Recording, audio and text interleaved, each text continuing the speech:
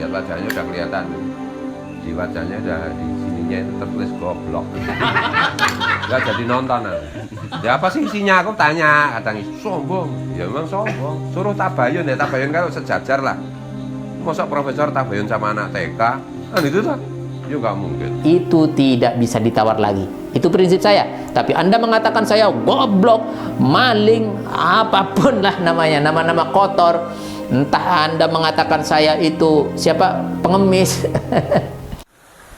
Jadi sebenarnya Al-Jalil 3 ini adalah lokasi tertua. Pada hakikatnya Al-Jalil 1 harusnya di sini. Tapi Al-Jalil 1 kita bangun dari Jawa, yaitu ada di Jember. Al-Jalil 2 ada di Patemon. Kemudian Al-Jalil 3 ada di sini di Sumeneb, yaitu tempat kelahiran, tanah kelahiran saya ada di Al-Jalil 3. Pondok Pesantren Syariah Al-Jalil, program tahfidz hadis Al-Quran, penanaman akidah yang kuat dalam rangka kaderisasi pemimpin muslim yang siap terjun di tengah masyarakat, membentengi akidah mereka, serta membela agama dan syariat, menjaga sunnah nabawiyah. Kami tidak melihat nominal berapapun yang Anda tanam, tapi niat mulia Anda lah, baik yang diniatkan untuk diri Anda, terutama untuk orang tua Anda yang mungkin sudah rindu menanti sedekah jariah Anda. Hormat kami untuk Anda semuanya. Kami kan terus bersamamu, untukmu Mahat Al-Jalil tercinta. Kami penuhi panggilanmu.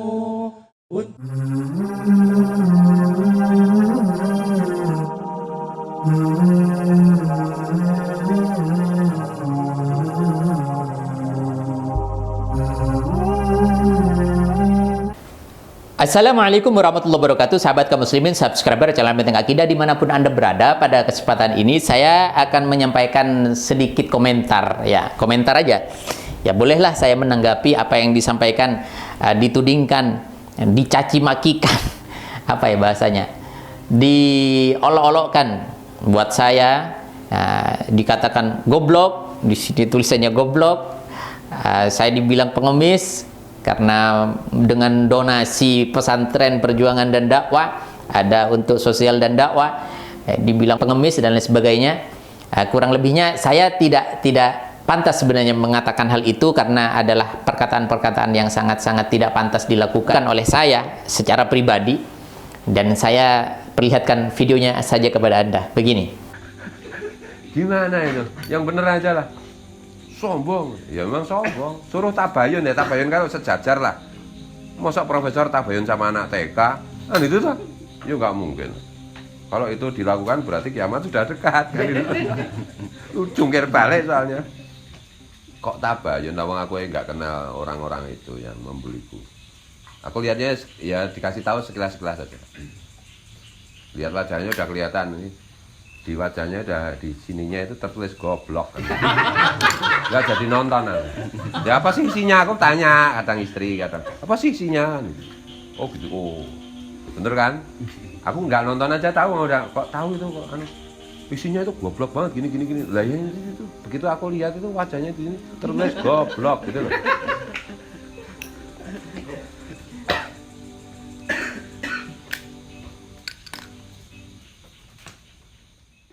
Saya akan menyampaikan satu hal penting, dan ini sekaligus kita ngaji. Dan saya tidak akan menanggapi lagi apapun yang disampaikan dengan tanpa ilmiah, tanpa dasar, tanpa ilmiah. Kami tidak ingin membuang-buang waktu menyampaikan, menyikapi hal-hal yang tidak ilmiah.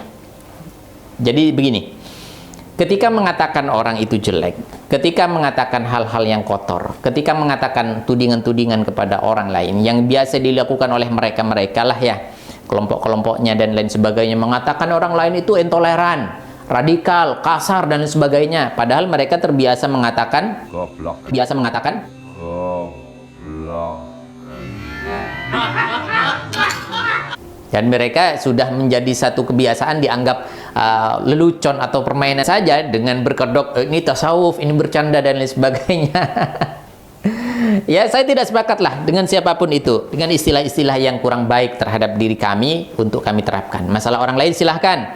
Misalkan Gus Fuad Pleret mengatakan saya goblok, silakan, tidak masalah. Dan saya sangat bangga dan sangat berterima kasih atas ungkapan-ungkapannya. Kenapa? Karena dalam Al-Quran Allah Subhanahu wa Ta'ala menyampaikan, kalau boleh saya kutip, man amila sholihan falinafs wa man asa'a fa'alaiha. Siapa yang berbuat jelek, siapa yang mengatakan jelek, siapa yang menuding jelek, mengolok-olok dan lain sebagainya, itu kembali kepada diri sendiri. Bagaimanapun siapa yang berbuat baik juga, apa yang didapatkan oleh diri sendiri adalah kebaikan pula. Ini kata Allah Subhanahu wa Ta'ala. Jadi saya tidak akan menanggapi, saya tidak akan menjawab, oh Anda yang goblok, Anda yang dan lain sebagainya. Tidak. Kalau misalkan saya menanggapi hal-hal yang tidak ilmiah, sama saja saya dengan beliau, begitu maksud saya. Karena apa yang saya tanggapi dulu, karena bagaimana di awal Pak Dangdung mengatakan Tuhan bukan orang Arab. Ini jelas sudah tidak pantas dan tidak patut, bisa-bisa mendegradasi adanya agama, adanya akidah maksud saya. Umat Islam menjadi kebingungan. Lalu didukung sama si Kribo. Sama saja berarti apa yang dilakukan oleh Bang Dangdung dengan Kribo ini sama. Menista agama dan melecehkan agama. Dan ini sangat tidak patut dilakukan oleh orang Islam. Kemudian, lalu ada Mas Fuad, siapa Gus Fuad ini mendukung Kribo, malah mengatakan Kribo ini syafaat katanya. Mewakili Habib-Habib yang keras dan lain sebagainya, sebagaimana dia sering nyindir-nyindir Habib Rizik dan Habib Bahar dan lain sebagainya. Masya Allah, padahal guru sekumpul tidak begitu ya. Itu salah satunya. Jadi ketika ini mengindikasikan satu hal yang sangat negatif terhadap agama dan sangat membahayakan terhadap akidah umat, saya tidak boleh diam. Dan saya juga tidak boleh mencaci. Ya, gitu loh ya. Tidak boleh mengatakan, oh ini si Kribo ini goblok dan sebagainya. Enggak boleh. Bagi saya, dalam kamus saya tidak boleh seperti itu. Tapi saya harus menyampaikan dengan tegas dan ilmiah berdasar dan referensinya jelas. Itu adalah tanggung jawab saya. Kalaupun ada yang tidak terima, kalaupun ada yang ingin membantah, kalaupun ada yang ingin meluruskan, silahkan. Kami masih jauh dari kesempurnaan dan banyak kekurangan perlu diluruskan, saling berbagi. Itu prinsip saya. Maka saya sampaikan kepada Anda semuanya, khususnya kepada yang meminta supaya menanggapi saya kepada Habib, siapa itu? Gus Fuad. Mohon maaf, sampai di sini tanggapan saya. Tapi ketika suatu saat dia mengatakan hal-hal yang sifatnya membahayakan terhadap umat dan akidah, saya wajib berbicara. Saya wajib berbicara. Tidak boleh saya diam. Siapapun dia orangnya dan dimanapun dia berada, siapapun usianya, berapapun usianya maksud saya harus tanggapi dan itu tidak bisa ditawar lagi. Itu prinsip saya. Tapi Anda mengatakan saya goblok, maling, apapun lah namanya, nama-nama kotor. Entah Anda mengatakan saya itu siapa, pengemis. Itu hak Anda, itu hak Anda. Itu hak Anda. Tapi yang pasti dalam kesempatan ini saya lebih baik, lebih mulia bagi kami menyampaikan suatu hal, mengajak umat untuk berbagi dan berjuang dan berdakwah dengan imbalan saya menyampaikan yang hak atau menyampaikan satu keilmuan, daripada saya menjadi buzzer-buzzernya para penista agama yang mendukung adanya cairnya. Wah, nggak perlu disampaikan. Nggak perlu saya teruskan sudah. Kalaupun apa yang Anda katakan untuk kepentingan-kepentingan pribadi dan lain sebagainya, mungkin itu terserah Anda. Yang tahu kita dengan Allah Subhanahu wa Ta'ala.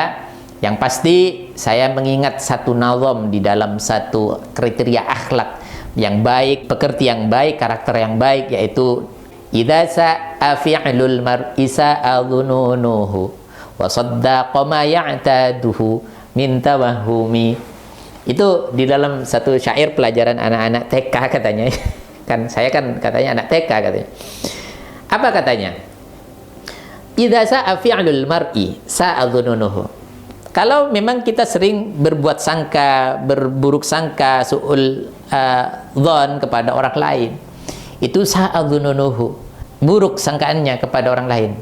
Itu kata syair ini ya, sa'a fi'lul mar'i. Jadi fi'il madhi ini. Jadi sudah jelas nyata, berarti jelek dia pekerjaannya. Memang jelek. Apa yang disangkakan kepada orang lain itu digambarkan kepada kelakuan dirinya.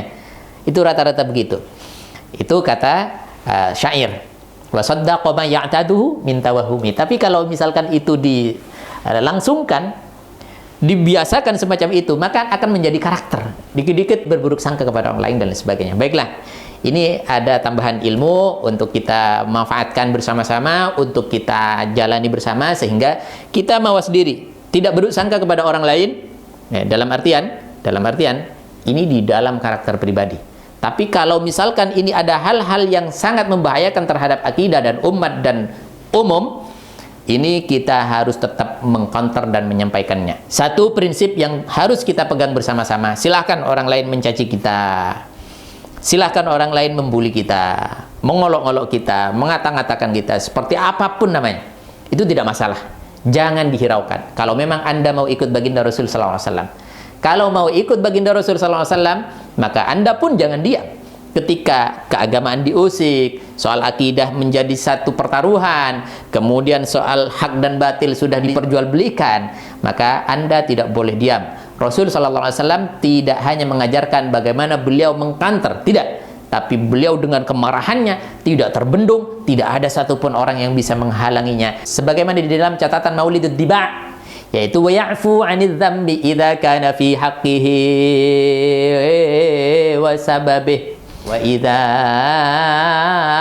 dhayya haqqullahi lam yakum ahadun li ghadabih. Kata Nabi sallallahu alaihi wasallam, ketika dirinya dilecehkan, Nabi dihinakan, dilempari kotoran unta dan lain sebagainya, Nabi tidak membalasnya, tidak. Dibilang Nabi gila, goblok dan lain sebagainya, tidak membalas. Tapi wa idza dhayya haqqullah lam yakum ahadun li ghadabi. Ketika hak-haknya Allah, kebatilan itu dipermainkan, dibuat diperjualbelikan, diusik keagamaan, diusik hak-hak Allah, lam yakum ahadun li ghadabi. Enggak ada satupun orang yang bisa menghalangi, merintangi, bahkan menyetop kemarahan beliau. Tidak. Ini salah satu. Buktinya saya akan menyampaikan satu riwayat, di mana riwayat ini disampaikan oleh guru kita bersama, yaitu Syekh Dr. Muhammad Said Ramadan Al-Buti. Beliau menulisnya di dalam Fiqhus Sirah An-Nabawiyah. Apa kata beliau? Bahwa Rasulullah SAW ketika mengutus yang bernama Abdullah bin Hufadhah, beliau mengutus seorang utusan tersebut untuk menyampaikan surat kepada Raja Persia atau Paris atau Iran, kurang lebihnya begitu. Raja menerima surat tersebut melihat sebuah ajakan baginda Nabi SAW untuk masuk Islam, mengajak untuk berbaik, mengajak untuk kebaikan. Lalu Raja Persia tersebut atau Raja Iran tersebut merobek-robek surat yang datang dari baginda Nabi SAW. Ini ajakan untuk agama, dirobek-robek. Nabi ketika dihina dirinya, ketika dicaci dirinya, ketika dikatakan ayan atau epilepsi, gila dan lain sebagainya, beliau tidak membalas. Tapi dengan surat saja yang dirobek, Nabi marah seraya mengatakan mazzaqallah mulkah. Semoga Allah merobek-robek kerajaan Persia, kata beliau sallallahu alaihi wasallam. Maka ini prinsip buat kita. Kita tidak boleh terpengaruh dengan apa yang dilakukan oleh mereka. Tapi ketika ini berkenaan dengan hak-hak Allah, kita juga nggak boleh diam. Baik, sebagai penutup, saya akan menampilkan video pernyataan-pernyataan sikap di mana pelaksanaan ini dilakukan beberapa hari yang lalu di Kota Solo. Saya menyampaikan dalam kesempatan ini selamat dan sukses kepada Aswaja Garis Lurus yang telah melangsungkan musyawarah nasional yang ke-6 kemarin di Solo di Pondok Pesantren Darul Hidayah insyaallah. Dan semoga kita semuanya menjadi satu pelopor, beberapa muharrik untuk bisa menjaga dengan komitmen yang kuat akidah-akidah umat supaya dijauhkan dari pelecehan-pelecehan, dekadensi moral, dan juga hal-hal yang sifatnya merugikan terhadap agama dan umat, mengacaukan akidah agama dan umat Islam pada khususnya. Videonya akan saya tampilkan berikut ini. Baiklah, untuk sekali lagi saya sampaikan terima kasih kemudian kepada cercaannya, entah itu bercanda atau tidak, yang pasti Anda telah dibaca publik. Terima kasih, jazakumullah ahsanal jaza. Semoga Allah memberikan kebaikan kepada Anda semuanya, khususnya kepada Gus Fuad, dan memberikan kesejahteraan, memberikan kedamaian, ketentraman, dan hidayah terutama kepada jalan Allah Subhanahu wa taala. Ini doa al-fakir. Dan saya tidak akan menanggapi apapun ketika tidak ada hubungannya dengan penistaan agama, dengan pelecehan agama, dengan hal-hal yang merintangi terhadap akidah dan umat dan membingungkan umat. Kami tidak akan berkomentar. Silahkan Anda melakukan aktivitas-aktivitasnya, bercanda, bergurau, dan lain sebagainya. Silahkan, selama Anda tidak mempercandakan atau bergurau terhadap persoalan akidah dan agama. Masya Allah, semoga bermanfaat. Semoga ini menjadi satu pelajaran buat kita semuanya. Assalamualaikum warahmatullahi wabarakatuh. Kami mengajak Anda untuk ikut serta membebaskan tanah wakaf, pembangunan dan program kaderisasi pemimpin muslim yang kuat memegang syariat dan sunnah. Yakinlah bahwa janji balasan Allah tidak terkira dalam perhitungan manusia. Salah satu janji Allah dalam Al-Quran, وَمَا أَنْفَقْتُم مِّن شَيْءٍ فَهُوَ يُخْلِفُهُ وَهُوَ خَيْرُ الرَّازِقِينَ. Dan apa saja yang kamu infakkan, Allah akan menggantinya, dan dialah pemberi rezeki yang terbaik. Rasulullah juga menyerukan dengan sabdanya, "Anfiq ya Bilal, wala takhsha min dhil arsy iqlala." Berinfaklah wahai Bilal, jangan takut dipersedikit hartamu oleh zat yang memiliki arasy. Pondok Pesantren Syariah Al-Jalil, program tahfidz hadis Al-Quran, penanaman akidah yang kuat dalam rangka kaderisasi pemimpin muslim yang siap terjun di tengah masyarakat, membentengi akidah mereka, serta membela agama dan syariat, menjaga sunnah nabawiyah. Kami tidak melihat nominal berapapun yang Anda tanam, tapi niat mulia Anda lah, baik yang diniatkan untuk diri Anda, terutama untuk orang tua Anda yang mungkin sudah rindu menanti sedekah jariah Anda. Hormat kami untuk Anda semuanya. Kami kan terus bersamamu, untukmu Mahat Al-Jalil tercinta. Kami penuhi panggilanmu, untukmu